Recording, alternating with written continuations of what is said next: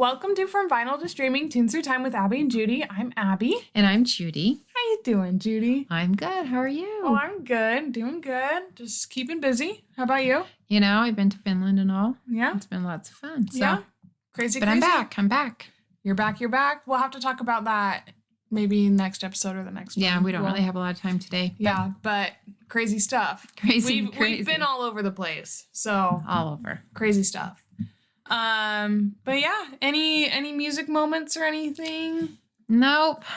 I don't really have any this time. No, it's been pretty chill. Kind of quiet. Pretty chill. Yeah. So we will move on to our song review. Oh yeah. So I had a song for Abby. Yes. And it's Le Freak.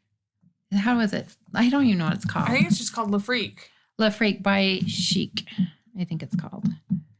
Let's look at here. Yeah, Le Freak by Chic. Okay, and the main guy in the show is Nile. Look him up. I think it's Nile Rodgers, but I can't remember if that's really his name. Okay. Sometimes I forget people's names. That's okay. That is A-okay. Let's see here. Nile Rodgers. You're right. Nile Rodgers. Okay, so this song I never really liked until I went and saw Duran Duran. Okay. And he was the opening act, Nile Rodgers. And this is who it was. And he produced some of the Duran Duran songs. Okay. He's produced, I think, even Whitney Houston. Wow. He's produced a lot of music, and I had no clue that he was the one that sang this song. Okay. So when I heard it on the concert, I'm like, I didn't know I needed this song as much as I did. Okay. So I loved it. Yeah. So I thought, this is kind of a unique, different song. I'll have Abby review it. So what did you think? This song slays. I mean, I don't know what else to say. You gotta get up and dance when it comes on. Like it's just a good song. It's not a song I listen to very often, but when it comes on, you kind of have to listen. You kind of have to listen to it, and you have to dance, and you have to boogie a little bit. Yeah, you have to sing along too. You do have to sing along. It's also in Shrek 2, which is one of my all-time favorite movies. So anything that's connected to Shrek, especially Shrek 2, automatically an incredible piece of art. But this song, it just slays. It just slays. Like it just slays so hard. Yeah, I never really liked it or thought about it too much. And then we went to the concert, and he opened for him. And they started with that song, and I'm like, oh my gosh, I love this song. You got to get up and boogie. I was like, this is the best way to ever start a concert. Yeah. Is with this song. Because it's so iconic. And I am so grateful I saw it in That's concert. so fun. But yeah, so fun. It's just a fun song. It's just one of those songs that you just got to boogie to. And I think everybody pretty much knows it. Yeah. And if you don't listen to it, it'll be in your head for the next week or two. But it's such a good one. I love it. Yeah. Yeah. So it's a 10 out of 10 for me. It's a 10 out of 10. Yeah. Because everyone needs a good song to boogie to. And that is a boogie That is song. a boogie song. A boogie down song. Yeah. Yeah. So yeah, but I was surprised how talented he is. Yeah, how much he's done. Like how much he's done. I mean, he's really produced so many. What song was it of Duran Duran that he produced? It was I think it's the one I can't remember. But he's produced quite a bit, and he tours a lot with them. He's the opening act a lot. Fun. So if we ever get to I need to see Duran Duran. I did not get to go to this concert, and it breaks my heart every day. But they're definitely on the list. I need to see. Yeah, they're so good. Mm-hmm. But to have that song start the concert, I was like, there's just no better way. Yeah, I was so into it by that. That's so fun. Just that song. So, that's so fun. It's just a fun song. It is a fun song.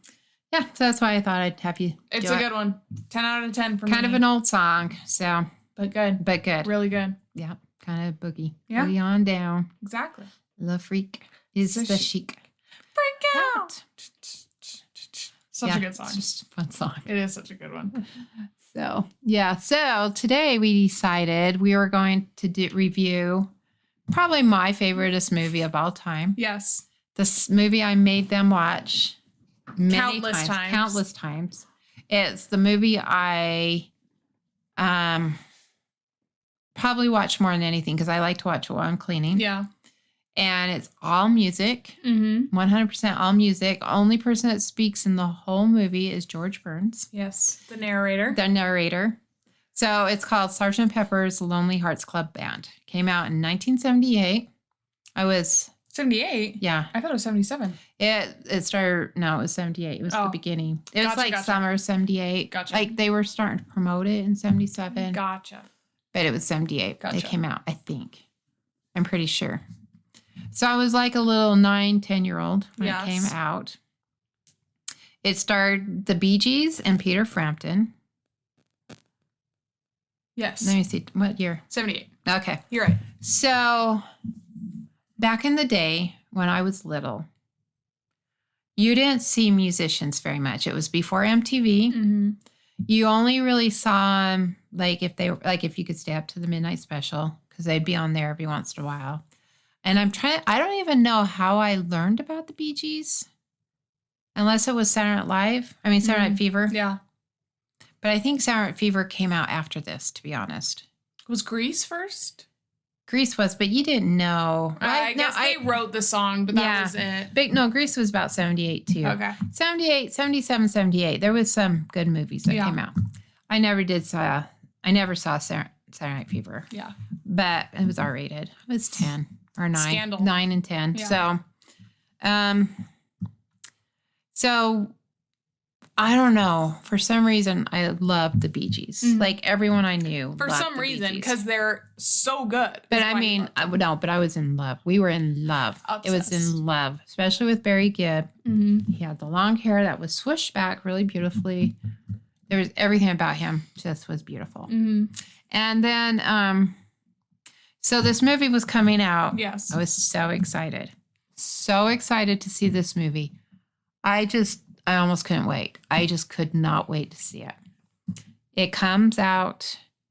I'm just waiting for Barry Gibb because it has this whole beginning of when it tells about Sgt. Pepper's. Mm-hmm. And if we all know about the Beatles, they're the original Sgt. Pepper's. Yes. So I think we should go back. So when the Beatles decided to, they kind of got tired of being the Beatles. Mm-hmm. They got tired of being who they were or whatever. So they came out with a album called Sgt. Pepper's Lonely Hearts Club Band. Like that was their band name. And they gave each other all new names. Yeah. And so in this movie, they used the same names. So they all have like Billy Shears and Mark and I don't know all their others.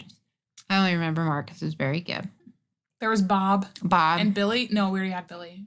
And someone else. I can't remember. I guess it doesn't really matter because you never heard their names anyways, except for Billy Shears.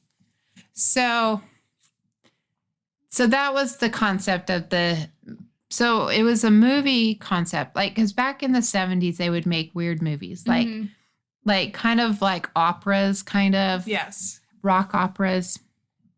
And so there's been some real successful ones. Like there was one with The Who. I can't remember what it was called. It was like, I had that pinball wizard in it. Mm. I don't know. It was a big hit. Yeah. So, and like the Bee Gees were huge at that moment. They were big. And so it was their manager. He actually did a lot of movies like Grease. Mm. So he did Grease. Okay. He did Saturday Night Fever. So he just thought, we'll make this movie. We'll put all these big names into it. Yes. And it will be a huge hit. I believed every minute of it. Yes. Couldn't wait. Could not wait. I remember them being on the Today Show, and I got up early in the morning. It was summer, so I could have slept in, but no, I got up early. Had to see them. Just to see the Bee Gees talking. I just loved everything about the Bee Gees at that point. So when it came out, we went to see it. Little did I know, was it the dumbest movie ever made? Yeah. Probably. No. For sure. For sure. The dumbest movie ever made. But I didn't care. And I went and proceeded to watch it 3 more times in the movie theater. Not only that, but I would act it out. Like my sister and my friend, we'd all act it out. We just thought it was the best thing ever. Yeah. We got the T-shirts that said Sgt. Pepper's. They had trading cards you could buy. I bought the trading cards. Everything. Yeah. Everything about this movie I was obsessed with. and still to this day, a little obsessed. Yes. It is, okay, so there's nothing better than the Bee Gees and Peter Frampton singing Beatles songs. Yes. They killed it. They killed it. They were not too happy about it. They thought it was the dumbest movie. And yes, it did kill Peter Frampton's career. Yes. Yes, and the Bee Gees said the only reason it didn't kill their career was because of Saturday Night Fever came out. And it was so big and so huge. That everyone kind of ignored. Everyone ignored Sgt. Pepper's. So let's talk about this movie. Yes. So this movie is, as she's saying, iconic in our household. And I do absolutely love this movie. It's so iconic. You have so to great. love it. However, it is the worst movie ever made. I watched it, I think, for the first time all the way through, right before this, like yesterday. And because there's parts I wouldn't. Yeah, there's parts that we skipped, but the whole beginning montage of the wars and everything. I've never seen that before. Yeah, that's because it's boring. So I watched it for the first time the whole way through, and wow, it is all over the place. All over the place. See, the very first they talk about the original Sgt. Pepper's, not the Beatles. This fictional Sgt. Yeah. And they went through the Roaring '20s and the wars and everything. And I remember in the theater thinking, where is Barry Gibb? Yeah. I signed up to see Barry Gibb. Not about this fictional characters of this band. So I do skip that part. Yes. A lot. Yes. Even when I'm watching it, I'm when I'm cleaning, I'll kind of skip that part. Yeah. So I had no idea. It is important though to the movie. Yes. Of the story about this band that was so popular and so big that it made everyone happy. So even in the war, when they were playing their instruments, it just made people happy. Yes. So that is the premise of this movie to a point. Yes. You kind of have to have that. I feel like since watching the movie in its entirety, I do understand the plot now. I've never understood the plot of this movie until watching it in its entirety. Still is iffy on how much of a plot there actually is, but I do see where they were headed with it. So this famous band that made everyone happy. Yes. One day decided to do one more show. They were very old. Very old. And during this concert, the main guy falls over and dies. R.I.P. So they donate the instruments because they only did instruments, this band. And they donated the instruments to the city. And as long as they had the instruments, all would be happy. Mm-hmm. All would be good. Mm-hmm. And then he left this musical, legacy, I would say, to his grandson. Yes. Billy Shears. And the one and only Peter Frampton. And which I gotta say, that man was so not good looking. Oh, and I thought he was gorgeous back then. Oh, I was in love. When I was little, I didn't get any of it. I can understand the Barry Gibb of it all now. I can understand where the love came from. Okay. I could even understand any of the other Bee Gees more than Peter Frampton. Oh my gosh. Really? I was not a fan. I was not in love. a fan. I was in love. The man can sing though. I'll give that to him. He can sing. He can sing. He's a good singer. So he gave it to his little grandson, Billy Shears, and then he invited 3 of his brothers. They were all brothers to be in the band, and they were little at the time. Mm-hmm. So they waited for him to grow up. And at the time, they made I can't remember if the weather vane thing was when the first Sgt. Pepper's died. It was the first Sgt. It was the first. So they put this weather vane up that only went to happiness. It would only point to happiness. That was the main point. This place, it was Sgt. Pepper's. It was like a happy heartland town. Yes. So when they finally grew up and they got their band together, they were doing their debut. Mm-hmm. And let me tell you what a debut it was. They sang, what did they start out with? Isn't it With a Little Help from My Friends? That's when Billy Shears comes on. But the Bee Gees kind of came out and kind of maybe started singing that. Okay, so I was waiting. I don't know how long that first part of that movie It's like 15 minutes. Yes, it's I was significant. waiting like 15 minutes to see the Bee Gees. Where are the Bee Gees? Where are the Bee Gees? Mm-hmm. I was like so excited. And my heart was pumping so hard. I just couldn't wait to see the Bee Gees. Out of your chest. So when they come out, you see some feet. And let me tell you, I have never in my life almost fainted. But until that time. That was I just knew it was Barry Gibb.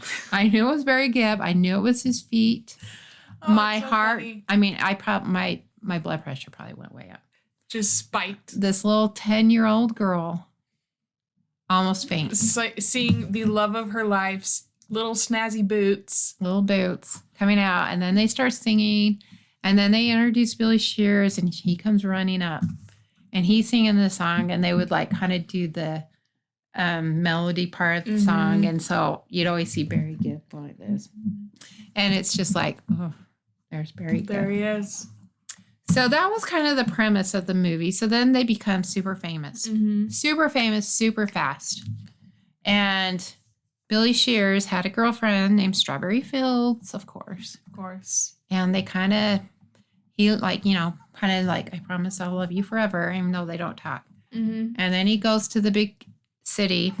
Full of just evil people. Evil. And I think he strays. He strays big time. With Lucy in the sky with diamonds. The connections. I know. That's the part we kind of skip over. There's a little bit of druggy. It's 70s. It's a little naughty. It's a little naughty and a little druggy and a little. So we skip that part. We do skip that part. Because that part's not good. But at the end of that part is a real banger song. And it is good morning, good morning, good morning, girl. Woke up. I don't know. Yeah. It's a Beatles song. I can't remember what Beatles song's called. But it's like that. And like all of a sudden they're instant hit. They're famous. They're famous. Meanwhile, back in Heartland. Oh no. Gotta go back to Heartland. There is this mean Mr. Mustard. And that is his name. Mean Mr. Mustard comes into town and steals the instruments. Oh. Because how can they be happy without their magic instruments? And the city turns into turmoil. There are prostitutes, there are drugs, there's gambling, there's all and litter everywhere. Garbage everywhere. I mean, this beautiful, quaint town turns into a garbage mess of pure evil and destruction. Yes.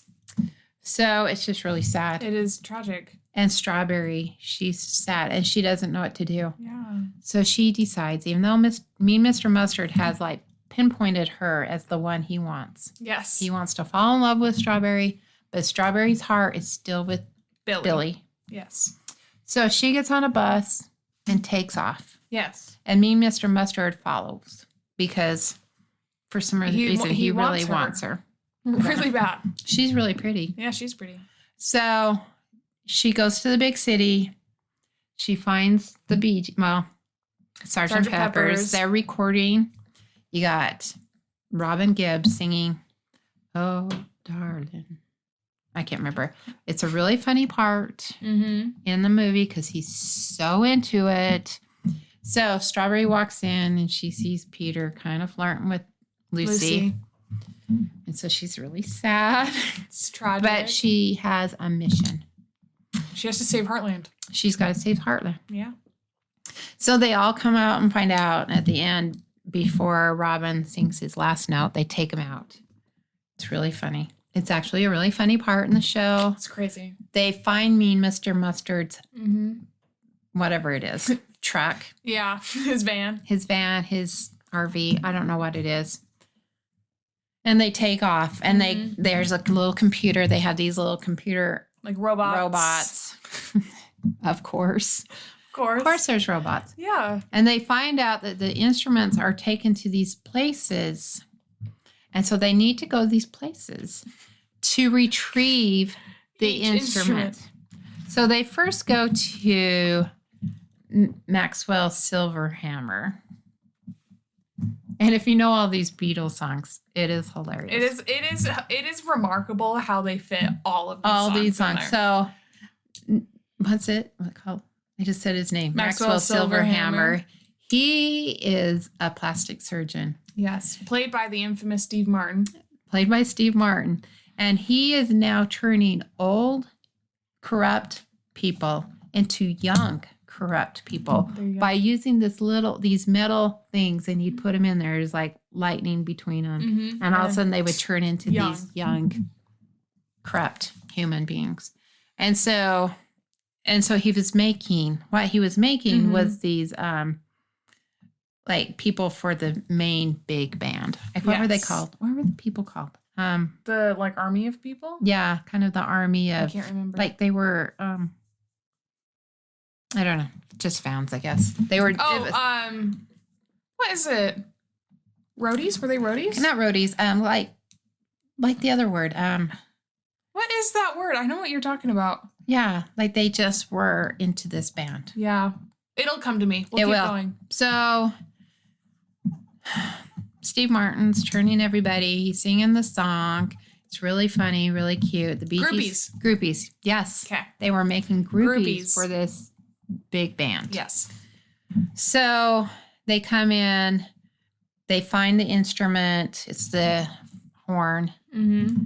They have a big fight with Steve Martin. He kind of does the little thing to him, and they get a little zapped, but they get it, and they're fine. Yes. So they get back to Mean Mr. Mustard's RV or whatever it is, and then they find the drum in already. So now they have two. There's 4 instruments. Mm-hmm. They have the 2 instruments. Yes. And then they find out it's with the this guy. I can't remember what his name in the show was, but in real life, it's Alice Cooper. Yes. Who was a crossing guard that got made fun of. And so by all the students. And so now he is now ruining their minds. Yes. He's like a hypnotist. He's like a hypnotist. So they all come to this thing, and he gets up and he sings, "Because the sun is round. It blows my mind." So, and while he is in the back watching a sports thing. There you go. But all these people are like going like this. Yeah. Like they're all being hypnotized. Yeah. And they go, we hate love. We love money. They do this. Yes. It's really beautiful. It is wow. So they come, the Bee Gees and Peter Frampton and Strawberry's there, and they're seeing all this weird stuff going on. They're like, what the heck? This is so weird. It is so weird. Wackadoodle. And then they beat up Alice Cooper. Mm-hmm. And they get the instrument, and Billy Shears, a.k.a. what's his name? Peter Frampton. He gets electrocuted. Oh. But they get it. They take it. You know, we get the most beautiful song, "Strawberry Fields Forever." Yes. At that point, because Strawberry's so worried about Billy Shears because he's unconscious because he got electrocuted. Zapped.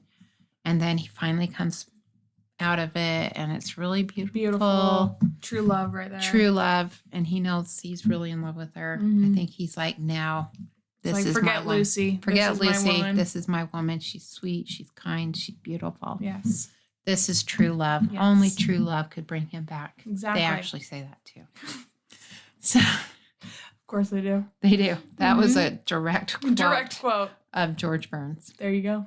And so then they find. So then the their managers start to freak out because they're losing a lot of money because they're canceling concerts, all this stuff. Everything's not going well. And they come up with the idea of having a concert in Heartland. Mm. So they go to Heartland. Yes. You will get Morris Gibb singing a song.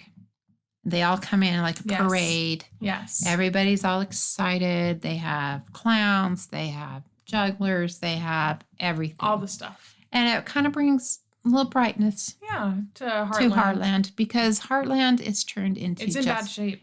It's just the hood. It's the hood. It is. It is the worst place ever. Yes. So it kind of brings a little cheery life. Yeah. Bright spot. I'm missing all the good songs. There's more good songs. There's so many. There's so many songs in this. Oh, and they can kill it. They kill it. Yeah. The Bee Gees. They really do. And Peter Frampton. They kill these Beatles songs like none other. Yes. So then they have Earth, Wind, and Fire there. They do. The real band, Earth, Wind, and Fire. They sing a song. And while they're singing, Mean Mr. Mustard shows up. No. And steals Strawberry. No. He kidnaps her. He kidnaps Strawberry. Rude. So when the song is over, because, you can't do this until the song's over. No way. The Bee Gees and Peter Frampton realize she's been kidnapped. Yeah. And the Mean Mr. Mustard RV or whatever it is is gone. Yeah. So then they get into a hot air balloon. Naturally, you just have those lying around. You do. And they go and they start going, following the van. Slowly, but surely. They are following. Yeah. And while they're following, we get the song of When I'm 64 by the Bee Gees. Yes. By the Beatles. And it's Mean Mr. Mustard singing it to Strawberry, and she is just so grossed out. Like, ugh. It's because he's icky. He's just an old icky man, Yeah. Ew. So she's not too happy. But he takes her to the villain band. What is it called? Like that? Something villain band. Yeah. I can't remember. I can't remember their name. Something villain band. Now, this villain band has been orchestrating all of this because they need their groupies. So all their little people that, what's his name? Steve Martin turned young, who all of Alice Cooper brainwashed, are now there. And this is their plan. Yes. It was all their plan to get everybody because they are the villain band. Something villain band. Yeah. I know it's something villain band. So... Okay, so then we have the great Aerosmith. They are the villain band. They are the villain band. And this was back in the day when they were really kind of scary. Yes. They were really into drugs back then. They were younger. Yes. They were scarier looking. Mm-hmm. But boy, can they sing. Boy, can they sing a Beatles song. A Beatles song. So they have Strawberry stuck. All tied up to like a money sign. Yeah. Like a big lit up money sign. And they're singing, "Come together right now over me." Oh, yeah. And like, this is the one song that I don't know. Do Aerosmith sing it better than the Beatles? I think that an argument can be made that they do a better job. Yes, I think the argument could be made. And I'm not a big fan of covers. No. But Aerosmith kind of slayed the song. They slayed the song. They were so incredibly scary in this song. It was perfect. But yeah. And I still remember I was so scared. I was my little 10-year-old being so scared at this point. And he would come up to Strawberry really close. Steven Tyler. And I'd be like, "Oh, don't touch her. Don't touch her." And she was all tied up. It was so sad. Yeah, see if they say what the name of the villain band was. I'll find it. I will find it. Let's see. It's something villain band. Future Villain Band. FVB. That's it. Future Villain Band. Yes. So they sing the song. The Bee Gees come in. They're trying to be all sneaky because they want to the most incredible outfits you've ever seen in your life. Because they came straight from their concert, right? Yes. And they were really shiny. They were gorgeous. Tight, silky-like pants with their little Sgt. Pepper-like blazers. I think they were all white. They looked gorgeous. They did. They slayed. They slayed in those outfits. They go in. They sneak up. Peter Frampton is now fighting Steven Tyler. Wrestling. They were wrestling. And let me tell you, Steven Tyler still scared me at that point. He put up a good fight. He did. He just looked so scary. Mm-hmm. And then, Strawberry's trying to help, and she's trying to lean over, but it's really hard because she's stuck to this money sign. So she's kind of like this, trying to help. And then Peter Frampton knocks him over to the edge, and I think Steven Tyler dies. Yes. I forgot. And he's laying there, and then all of a sudden Strawberry's little thing Breaks. Starts falling, it breaks, and she falls down. And she dies. And she too dies. It is very sad. It is so sad. And what is the quote at that point? The instruments were back in Heartland, but what a cost. Was it worth it? Was it worth it? R.I.P. Strawberry. So sad. And then they sing the most beautiful songs. Get the best scene in cinematic history ever. Golden Slumber. Yes. And Carry That Weight. Yep. Oh, beautiful. Sung by Peter Frampton and the Bee Gees. Yeah. Carry That Weight should be in the Music Hall of Fame scene for most incredible scene ever. Yes. It is gorgeous. It is emotional. It is perfect. Emotional. They sound spectacular. Spectacular. It is. You need to watch the movie for this one scene. You alone. Do. Because then you can see Lucy and she's actually kind of happy. Yeah. And she's kind of like trying to look sad, but not. And George Burns kills me. Like, that man can act. Let's just say anything about George Burns. Yeah. I really believed he was the saddest man. Yeah, he was heartbroken. He was like, had his hat over his, and he was just crying, and he was like quivering. He was such a good actor. You could feel it. And Peter Frampton was so sad. The Bee Gees were all sad. Strawberry was the only one kind of happy. Not Strawberry, but Lucy. Yeah. And that's because she's bad. Yeah. She's a bad girl. She's evil. She's evil bad girl. She just loves money. Yes. So, and I think she wanted Peter Frampton. Yeah. So the funeral's over. They're just sad. And Billy Shares then sings, Peter Frampton sings The Long and Winding Road. Another scene that should be in the Hall of Fame. Beautiful. Beautiful. He's walking down the long winding road. He gets to Strawberry's house. He's just crying.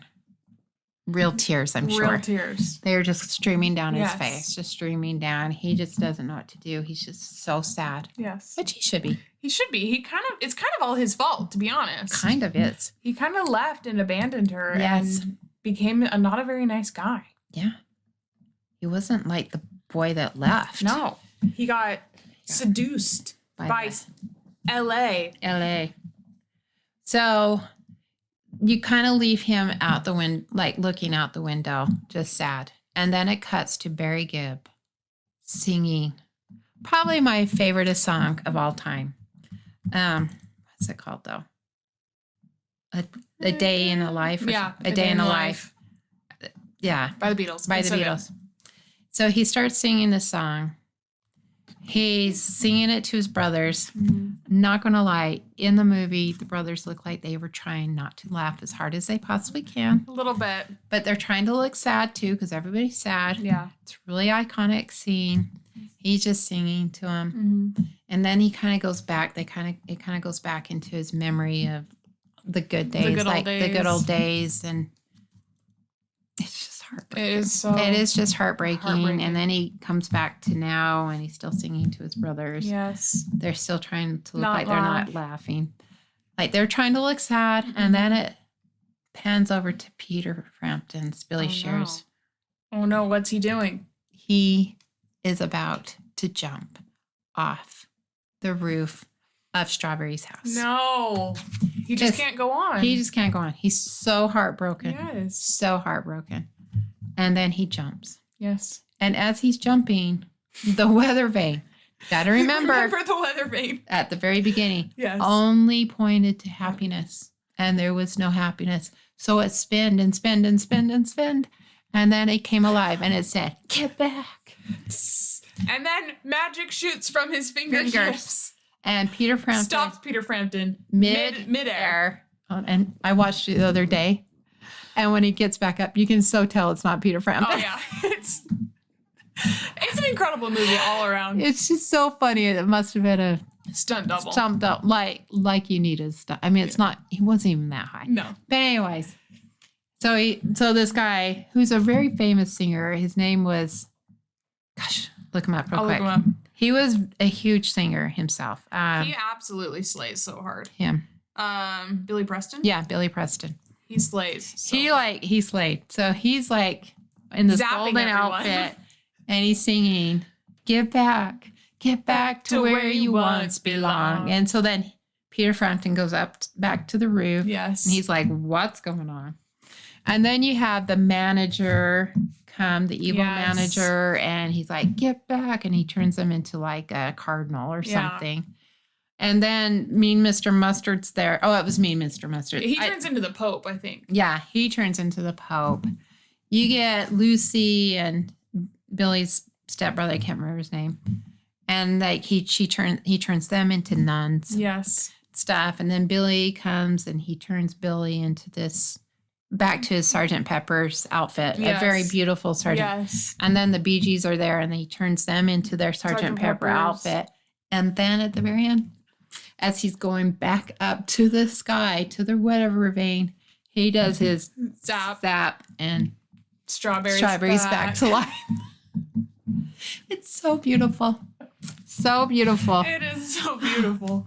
And, you know, I hope I didn't ruin the plot for anyone. But it is so. And then he does this thing and it goes to, like, if you see the cover of the Beatles, Sergeant Pepper's, it's just like that. Yes. With some of the most iconic, famous people of the 70s. Yes. Like, they're all there. Yeah. All of them. And they're all singing Sergeant Pepper's Lonely Hearts Club Band. So, and it's just beautiful. It is beautiful. This movie it is something you have to see for yourself. Like, as Judy did a great job describing the movie, but you can't truly capture the essence of this movie in words. It is remarkable. It is remarkable, but guess what? The music is so good. So good. Absolute bonkers storyline aside. It is incredible music. I mean, it's the Beatles music, which is some of the best music ever. Performed by the Bee Gees. I mean, what more could you ask for? I think there's probably like at least 25 to 30 Beatles songs. Yeah. In the whole movie, because it is just song after song. After song I mean, after song. It is a movie made of just songs. Yes. No one speaks except for George Burns. Yes. No one speaks. It is just one song after another. Yes. And it is. And let me tell you, there were some really famous people in this movie. There really was. I mean, Prince made an appearance at the end. Yeah. Tina Turner's in the end. Tina Turner. I mean, Ellen Reddy, Earth, Wind and Fire. There was Billy Crystal was on there. Billy Crystal was there. That was when he was in Sha Na Na. Mm-hmm. And so all of Sha Na Na was there. Mm-hmm. Gosh, I mean, Aerosmith, Alice Cooper, Steve Martin. I mean, all of these icons. All these icons are in this movie. Yeah. Like just seeing the last song, them singing Sgt. Pepper's Lonely Hearts. It's filled. The whole, everyone. Yeah. And is it Stigwig? What was his name, the manager? Because he's in the end. He's the one that he was their manager. Let me see. Brian Stigwig? I don't know if it would be in there. Oh, yeah, Leif Garrett was in it.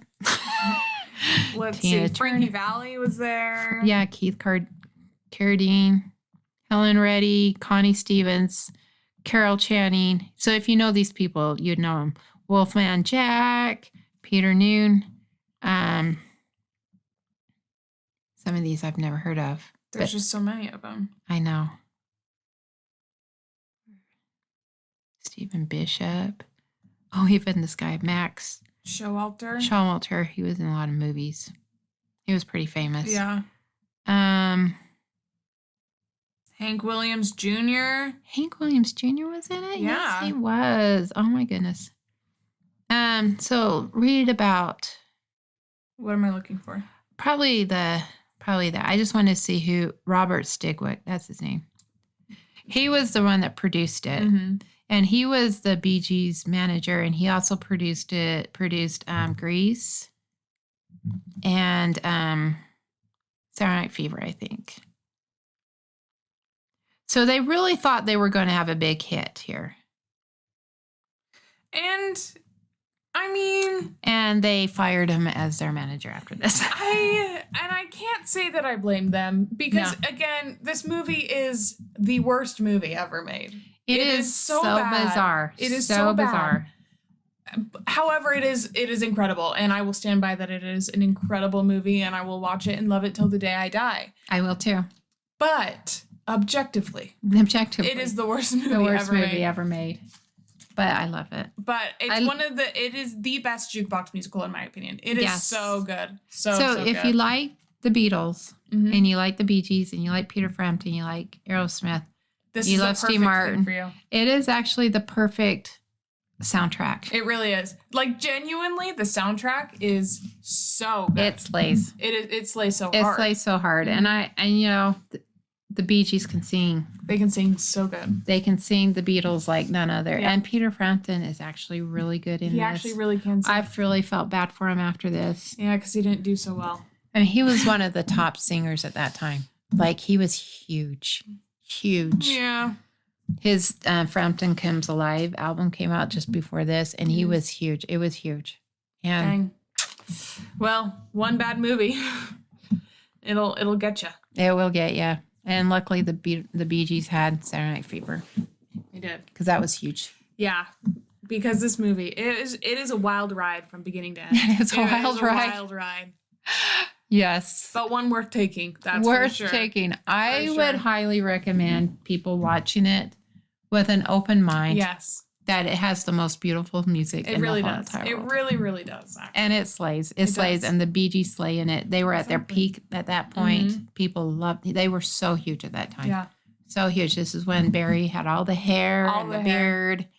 And at the beginning, when you see those little boats walking on stage, just know little Judy is dying. I still feel it. Yeah. I still feel it in my soul. Mm-hmm. Like, it makes my heart. I mean, that was the one and only time I've almost fainted in my whole entire life. Very good. Barry Gibb did it for me. There you go. Yeah. So, yeah, that's our first ever music review. Yes. I mean, movie music. Movie music review. Yeah. And what a great one to start with. It is. It's a great one. It's a classic. It's a classic in our home. It really is. Because it is such a good one. I still have never got Timo to watch it. And he'll come home. He's like, "You're watching this again." I'm like, "This makes me move." Yes. Like, I get more cleaning done listening to that show, watching that show than anything else. Like, if I turn that on, it's a deep clean day. It's a good day. It's a deep cleaning day. So, yeah. It's a classic. So, yeah, I would highly recommend it. Yes. Just know that it's silly. It is. It is wackadoodle, but it's wackadoodle. It's incredible in its wackadoodleness. And it's very 70-ish. Yeah, very like 70s. Very 70s. Yeah. Like, you would know you were in the 70s by watching this. Yes. Because a lot of movies were wackadoodle back then. There were a lot that were along the same kind of vein. Yeah, kind of like Xanadu. We'll have to do Xanadu next. We'll have to do Xanadu. I love Xanadu. Yes. But it still kind of that same vibe. Is, yeah, wackadoodle. So, little wackadoodle. But yeah. So let us know what movie you want us to review next, what movie musical, because there's a lot of them out there. So many good ones. And some that maybe aren't as great movies, but the music is so good that it makes it worth it trumps it. It trumps the movie. Absolutely. Absolutely. So, yeah. So follow us on your preferred streaming platform and social media and subscribe on YouTube. It's just from vinyl to streaming everywhere. And give us a thumbs up and ring the bell and share it with your friends. Yes. All of the fun things. And let us know what you want to see next. All right. We'll see you later. See you later. Bye. Bye.